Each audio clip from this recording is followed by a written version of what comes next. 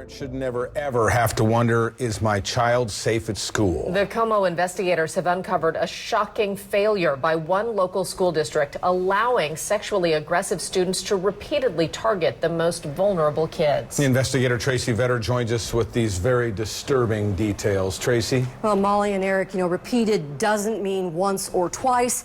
Instead, what we're talking about is exposing a pattern of failure by the Clover Park School District.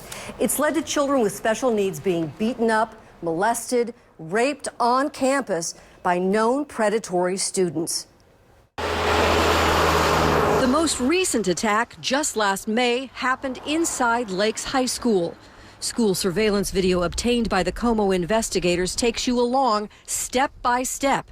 The target, the petite teen wearing a backpack, a special needs student who we'll call Jane. She's wonderful. She's she's a people person. She loves to be around people. I am? You are. Daddy loves you. Watch as Jane follows a bigger boy, another special needs student, across a common area. He leads her down a set of stairs, into a hallway, checking for open doors. No luck, so back up the stairs, he leads Jane into an unlocked teacher's lounge, and then into the men's bathroom. 6 minutes pass before a teacher walks in. Police reports say the teacher heard a high-pitched voice from the closed stall that sounded like a child. The teacher's entry sends the boy rushing from the bathroom, no longer wearing his jacket, hitching up his pants, running into a common area. Jane has limited verbal skills and can't or won't talk about what happened. She's totally changed, and she won't talk about it. So we'll probably never know what exactly happened. Jane comes out 2 minutes later, hand to her face. In the police report, she has bruising on her neck, hemorrhaging on her cheek, indicative of strangulation. When I saw that, it was heartbreaking. She also has a missing tooth, which is later found bloody in the same bathroom trash bin. And she was fighting basically for her life. According to several police reports, Jane is not this student's first victim. In 2015, that boy was accused of nearly the same thing with another special needs student, also at Lakes High School. And then in 2011, a woman told teachers that she saw him fondling a 3-year-old girl at a different Clover Park school. At some time, the district ordered that the boy be under constant one-on-one supervision. But the morning of Jane's assault, no one told the substitute bus driver about the restriction. Well, that floors me. It was just horrible. I said something needs to happen now. If there's a plan put in place, the plan failed. And this is not the first time Clover Park failed repeatedly to corral a predatory student. At Hutloff Middle School in 2011, a sexually aggressive special education student assaulted another student in the boys' bathroom. The allegations are outlined in a civil suit. What happened to my son is he was raped. Como News reported the assault and the fact that Clover Park had transferred the student to Hutloff after allegedly raping a girl with special needs at another of its middle schools. Accused of negligence in those two civil cases, Clover Park District paid victims more than $1 million. When that predatory student transferred from Clover Park to Bethel School District, was Bethel warned of his sexually aggressive behavior?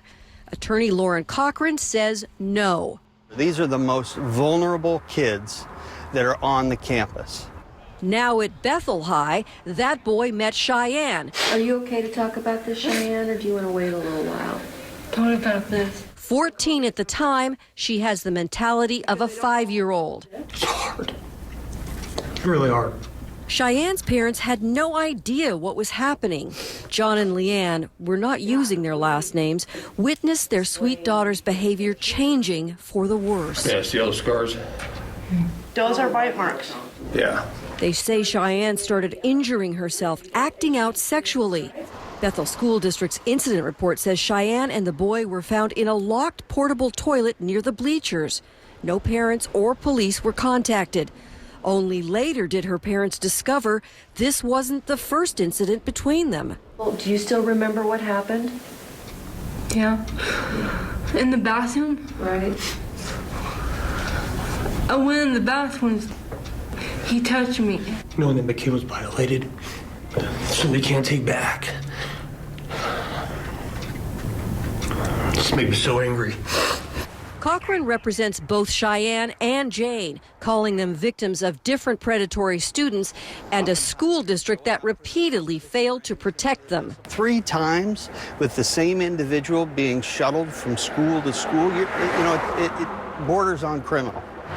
I'm with Como TV, and I'd like to speak with Superintendent LeBeau. We asked Clover Park for an interview several times, finally showing up in person. I think it's in the best interest of the district to have some kind of response for the parents, for certain. But the answer, once again, no comment. The long-term effects on a child who goes through this are enormous. I'm just going to start it here. We asked former state school superintendent Judith Billings to look at what we've uncovered. She comes out. She says she's never seen a situation as severe as at Clover Park and believes the district has a systemic problem. What I don't understand in this case is why they would let this happen again and again and again.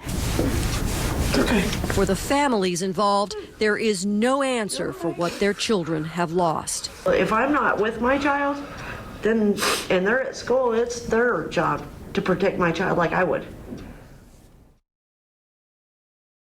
Filed claims for both. Attorney Lauren Cochran today filed claims for both girls against the Clover Park School District. Former Superintendent Billings believes it's time for the Office of Public Instruction to step in, assess this district, and come up with a corrective action plan so more of these vulnerable students don't become victims. Tracy Vetter, Como Investigators.